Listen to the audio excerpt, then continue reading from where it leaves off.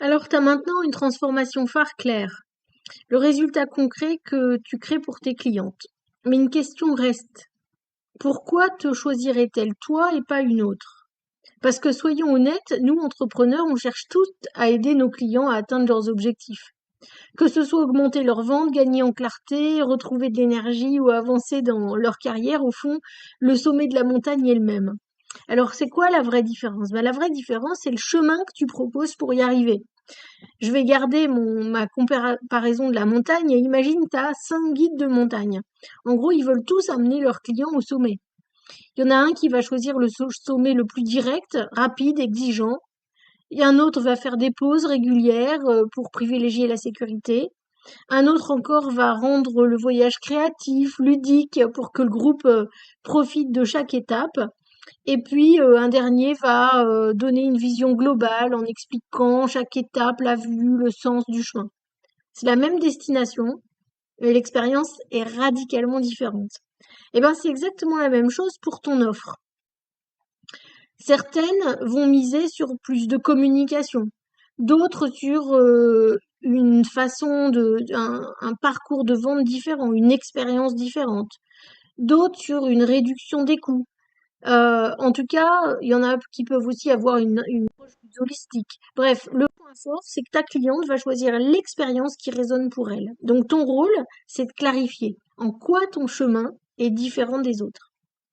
Dans ton workbook, tu peux prendre cette partie sur l'exercice et ça va être intéressant de comparer avec ce que font les autres dans ton domaine et justement les alternatives de ta cliente qu'on a étudiées dans la première partie. Et puis, bien voir ce que tu fais différemment. Quel est ton chemin unique? Qu'est-ce que tu ajoutes? Qu'est-ce que tu simplifies? Qu'est-ce que tu rends possible?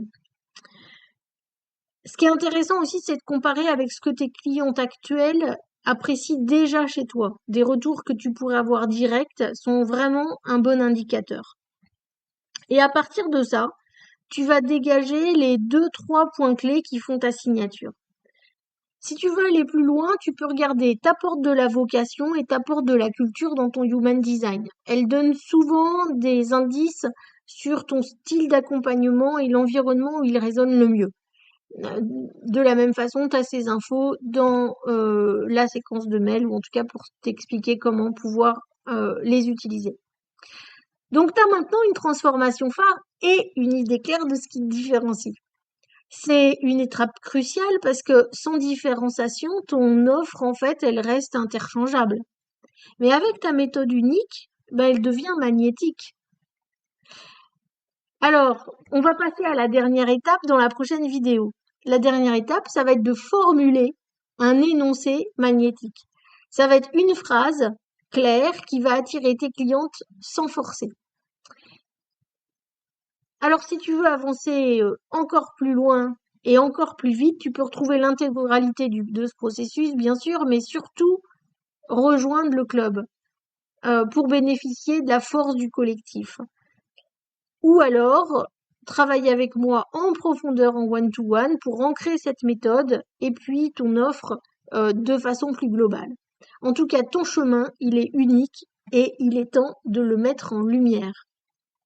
À très vite dans la prochaine vidéo.